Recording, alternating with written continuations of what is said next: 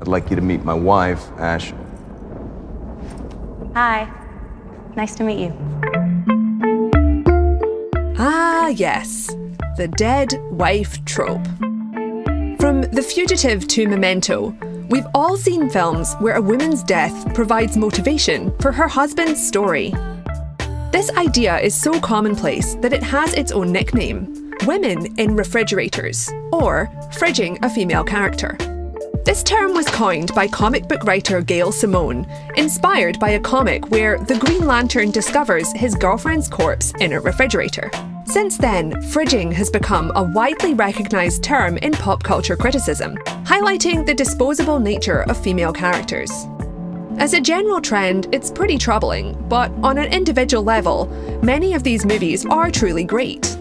John Wick's Wife is really just a narrative footnote, kicking off a stylish action franchise with plenty of compelling female characters elsewhere. And while Christopher Nolan is weirdly obsessed with killing off as many fictional wives as possible, that doesn't stop me from enjoying his movies. At the same time though, I do find myself wondering, who are these women? And why do they always look like that?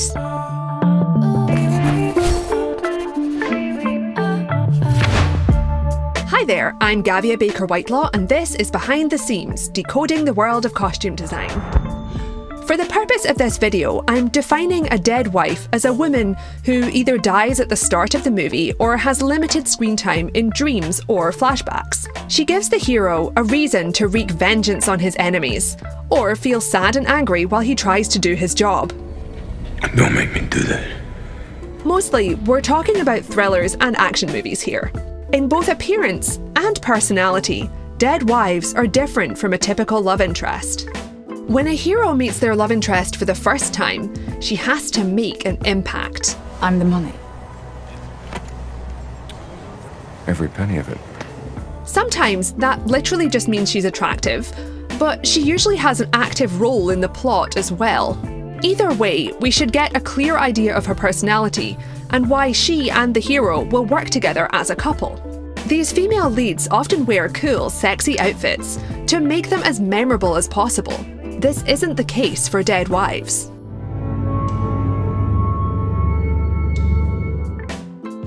Part of the problem with dead wife characters is they don't really seem like people. Their job is to symbolise comfort, contrasting with the hero's torment in the present day. Dead wives are beautiful, but they don't have distinct personalities. They're domestic. They wear soft, nondescript clothes. They often resemble the models in yogurt commercials or stock photos. These characters represent an archetypal concept of a wife, and when she dies, the hero becomes violent, emotionally unbalanced, and unmoored from society. Honey? I'm home. The Avengers franchise gave us a very obvious example in the form of Hawkeye's wife, Laura. In most Marvel films, the female love interests are tough, charismatic, and stand on equal footing to the hero. But Hawkeye's wife is kind of a non-entity. We don't even know she exists until his third movie appearance. Laura lives on a secluded farm, raising their children while Hawkeye is away on missions. Her introductory outfit is a pink maternity smock. By comparison, the comics usually portray Hawkeye dating spies and assassins. Avengers Age of Ultron draws a clear line between Marvel's more independent female leads and Laura being defined exclusively as a wife and mother. And Hawkeye's happiness doesn't last. His wife and kids are disintegrated by Thanos in Avengers Infinity War, propelling Hawkeye into a vengeful killing spree. I've got a job to do. Killing all these people isn't gonna bring your family back. It's a classic dead wife storyline. Plenty of other characters lost their loved ones at the same time, but Hawkeye is the only person who reacts with this kind of violence. By the laws of action cinema, a dead wife is sacrosanct, inspiring a greater emotional toll than any other kind of character. In the Jason Bourne franchise, we actually see someone transform from being a cool female lead to a classic dead wife. The Bourne identity is half action thriller, half romance, with a compelling role for Jason's love interest, Marie Kreutz. She looks like a normal person with a distinctive sense of style, and she has agency in the story. She's basically the opposite of a Bond girl stereotype. But in the sequel, she's quickly ushered into the dead wife zone. Living a peaceful life with Jason, she's adopted a softer, more feminine aesthetic. She's now exclusively portrayed as a supportive partner, and she gets killed off in the first act, allowing Jason to become a solo action hero once again.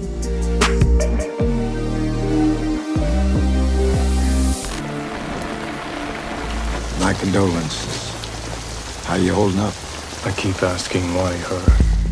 We see this formula play out again and again, but when it comes to dead wife stories, filmmaker Christopher Nolan is the king.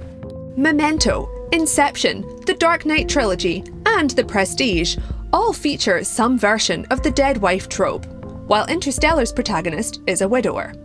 In most of these films, there's an aesthetic divide between the dead wives and other female characters. Either in flashbacks or in scenes prior to their death, dead wives tend to be soft, warm, and vulnerable.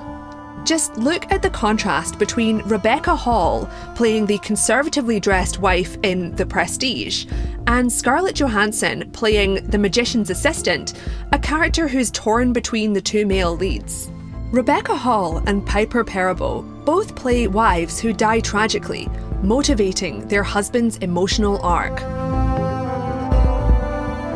Scarlett Johansson's character is sexier and has a more proactive role in her own story. She survives.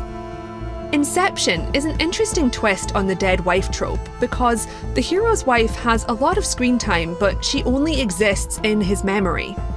In the more nostalgic flashbacks, she wears comfortable, neutral clothes in a domestic setting. But when her ghost becomes more aggressive, she's dressed like a glamorous femme fatale.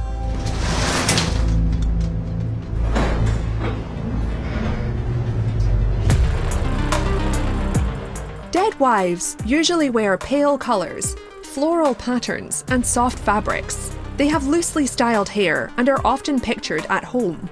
Plenty of real women dress like this, but from a storytelling perspective, these costumes tell us very little about individual characters. There's no good reason for films to keep following this formula. People dislike the dead wife trope because it portrays women as empty receptacles for male grief.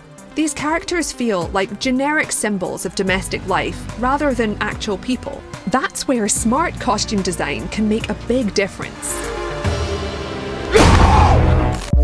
If you only have a few minutes to introduce a character, they need to be memorable.